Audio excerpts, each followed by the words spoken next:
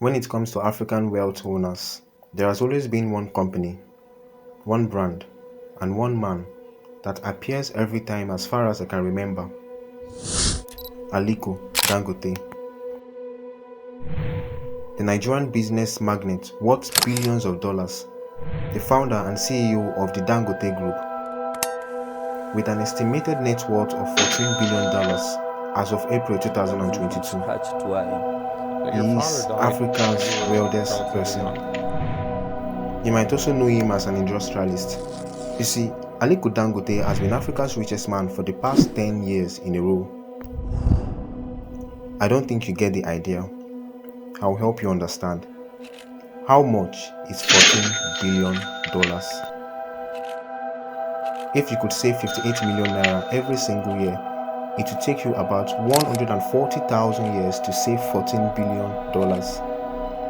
If you could save 5.8 million every single day, meaning at the end of every day you are able to save 5.8 million naira, then it will take you just about 3,836 years to save $14 billion. You see, this is money, so much money, and it belongs to Aliko Dangote. Two different types of people that you have. There is what you call a rich person, which of course I'm not a rich person, but I'm a wealthy person. He has a powerful business empire that he began to build more than 3 decades ago, the most valuable conglomerate in West Africa. You see, when you see people like this, you might have one question to ask. How? How did you do it? What is your secret? How did you make so much money? What don't we know about you? Wait, what really went on? Do you see yourself as a hero? Maybe. And so, my friends, you might want to take a deep breath, sit back, adjust, and get ready to explore with me the story of Aliko Dangote. My father too, was highly. For us to understand, we have to start from the beginning, where it all began. Dangote was born into a Muslim family in Kano State, located in the northern region of Nigeria. Kano State is the most populous state in Nigeria. Kano State was Africa's most important business center when the British arrived in the late 1800s. Unlike me, he was born into a wealthy family. I mean, he was born into luxury. You might not know this, but through Dangote's mother, he is the great-grandson of Alhassan Dantata, the richest West African at the time of his death in 1955. Dangote attended the secondary school in Jigawa State before he went abroad to Egypt to study at the university. He received a bachelor's degree in business studies and administration from Al-Azhar University, Cairo, at the age of 21. At this point, you might begin to make a suggestion in your mind. Dangote was born with a silver spoon. He wasn't born into hardship. He never had to struggle. He had all he could ever want. No wonder he's rich. Why won't he be rich? From a wealthy family or not a wealthy family? I came from a wealthy family. Yes, you may be right. It really contributed to him being wealthy. But you see, this is far from the reason for why he is this wealthy. I mean, he's not the only child born into a wealthy family. There is something more. While he grew up upper class, his family was purely industrious. Dangote was very entrepreneurial from a young age. He spent much of his childhood with his grandfather, Sanusi Dantata. Under the British rule, Sanusi Dantata, Dangote's grandfather, grew rich trading commodities like grain, oats, and rice, and he ranked as one of Kano's wealthiest citizens. You see, Dantata insisted on raising his grandson himself, which is not uncommon in the northern Nigerian culture, and he instilled a business mindset in Dangote from an early age. So there are 3 things that played out: a wealthy family, an industrious environment, a business mindset.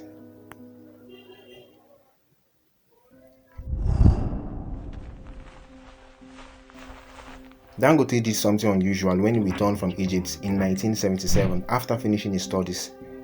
You would think he would start working in his family's line of business or manage a business or asset that his family would most likely assign to him. Sure, he had a degree in business administration, but he did not join the Dantata Group, that is his grandfather's business. He did not join the Kano State government or a corporate body as most of his peers did. This would have been a good and fail-safe idea, but Dangote wasn't buying it. He had his own ideas, he had his dreams, and most importantly, he had his strategy. First of all, he asked his grandfather for permission to move to Lagos. It was granted, and so he moved to Apapa in Lagos State to hustle independent of the Dantata Group. Then, one fateful day, he approached his uncle and managed to convince his uncle to lend him money to start his own business. How much? $500,000. As of today, this is equivalent to a little above 207 million naira. Money. Good money. But then you see, $500,000 was equivalent to 500,000 naira as of then. It is a pity, really. Alright now, but then what was Dangote going to do with this money? Well, he had a good plan, you will see. Now, Dangote was well capitalized and a naturally talented trader. He used the money to import soft commodities at wholesale prices from international suppliers. What was he importing? Two of his main imports were rice from Thailand and sugar from Brazil. He then sold these items in small quantities to consumers in his village at a lucrative markup. That was it. Okay, so how did this go? I don't know how exactly, but this was a major success. The venture quickly became successful and turned into a cash flow. In an interview with Forbes, Dangote claimed that on his best days he was realizing a daily net profit of $10,000. And I quote, at this height, things were quite good. It allowed us to create an awful lot of cash. You see, this allowed him to repay his uncle in 3 months. So let me get this straight. You take $500,000 to start a business, and in just 3 months, you are able to comfortably pay off that loan. Okay, now this is something. You see, there is a problem with this. It's too large a return on investment in 3 months. Considering these other factors, what of Dangote's competitors? Surely he wasn't the only one into the importation business. His competitors were not making as close of a profit as he was. He totally subdued everyone else. But how? How come? Was there a supernatural ability he had come in contact with along the line? Definitely not. You see now, Dangote was independent of the Dantata Group, but he wasn't independent of his family's influence and power. Very proud of is that I did not inherit any money from my father. Dangote was known for using aggressive tactics and political ties to beat his competitors. He had been accused severally of using his influence with the Nigerian government hinged on his family's background to ban imports by his competitors.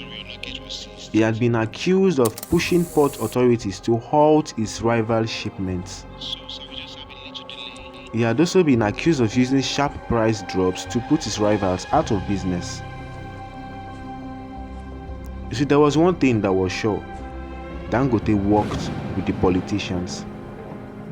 According to a State Department cable unearthed by WikiLeaks, Dangote held exclusive import rights in sugar, cement, and rice. What this means is that Dangote was the only person in the nation at that time who could import these commodities without any limitation. So he used such advantages to do volume business and undercut his competitors. Dangote, of course, flatly denies this. However, he admits that he had been friends with several presidents of Nigeria and he had enjoyed lucrative tax breaks, but that was all. You see, during this time, Dangote made so much money, so much, but the Dangote company as we know it today had not yet been born. This was just the beginning, in fact. So we are young